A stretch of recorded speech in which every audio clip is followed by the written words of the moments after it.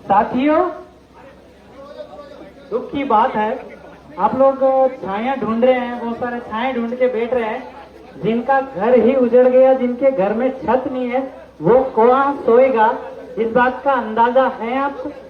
हम 2 मिनट के लिए छाया तो ढूंढ रहे हैं, पर एक परिवार 45 मकान, 45 गुड़िया अगर एक परिवार में 10 सदस्य करें तो 490 लोग, और वहां के कितने तो जीव और कितना गाय और कितना जो जीव है वो बर्बाद हुआ। उनको छत नहीं है, वो हमेशा के लिए धूप में और बारिश में और ठंड में हो गया है। इसका अंदाजा है आप?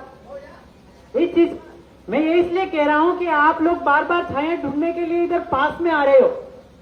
बाकी कलेक्टर साहब गलत हैं, इसलिए वो मिलने नहीं आ रहे हैं।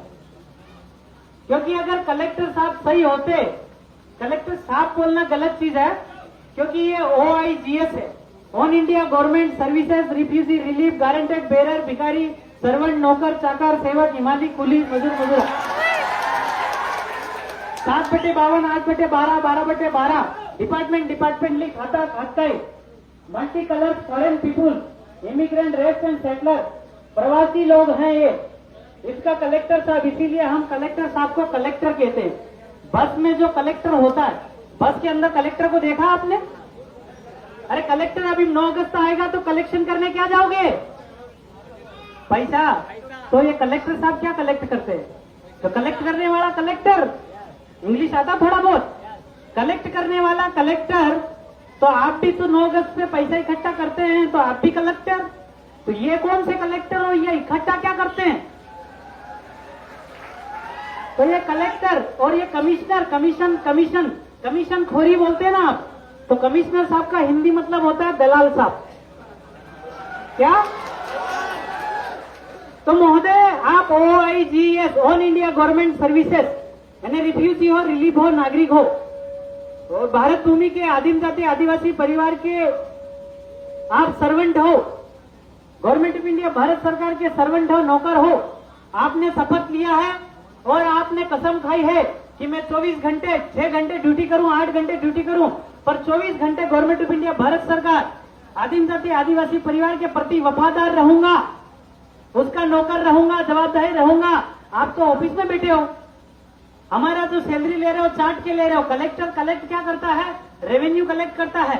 एक नर का जो है 20 उंगली, यानी नर और नारी मिले तो 40 उंगली। 1 साल का क्रेडिट कितना? 40 लाख।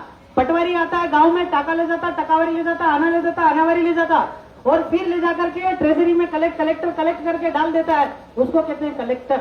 और चाट करके तनख्वाह लेता तो मांगण जात है कि नहीं? अरे भाई गलत नहीं है, चाट के तनख्वाह लेता कि नहीं लेता? Ticket, revenue ticket. तो जो मैं जो बोल रहा हूं वो चलनी चलन व्यवहार, देश देही और देश का व्यवहार बोल रहा हूं।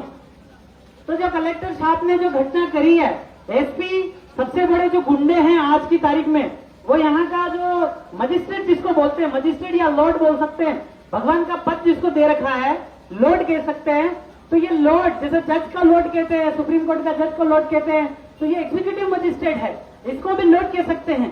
तो इशू हुआ ईश्वर उता शक्ति परमात्मा भगवान खुदा परमेश्वर मालिक अल्लाह सती श्री अकाल ब्रह्मा विष्णु महेश राम कृष्ण कबीर केवली पुरुष, और ये कलेक्टर और कमिश्नर और आपका जज, ये ओनली लॉर्ड है, फर्स्ट लॉर्ड ट्रेजरी नहीं।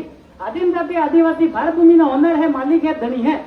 तो ये भारत भूमि का ऑनर आदिवासी है और इससे चाट के ये तनख्वाह लेते हैं, तो ये सब हमारे नौकर है।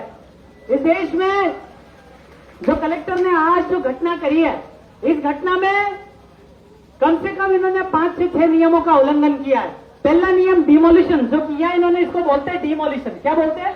डिमोलिशन या ध्वस्तीकरण। ध्वस्तीकरण जो किया है कि रेवेन्यू की जमीन में भी इन्होंने ध्वस्तीकरण किया है। पर सुप्रीम कोर्ट का जो डिमोलिशन स्ट्रक्चर के बारे में एक जजमेंट आया है। इसके बाद इंदौर हाईकोर्ट, विवेक रूसिया नामक एक जज है, उन जज साहब ने एक जजमेंट दिया जिसमें कलेक्टर के ऊपर 1 लाख का जुर्माना भी लगाया। उसमें एक गाइडलाइन दी है कि before the demolition you have to publish the notice and you have to publish the notification. मतलब कि यह है कि आपका किसी का घर तोड़ने से पहले, किसी की जमीन में गड्ढा खोदने से पहले आप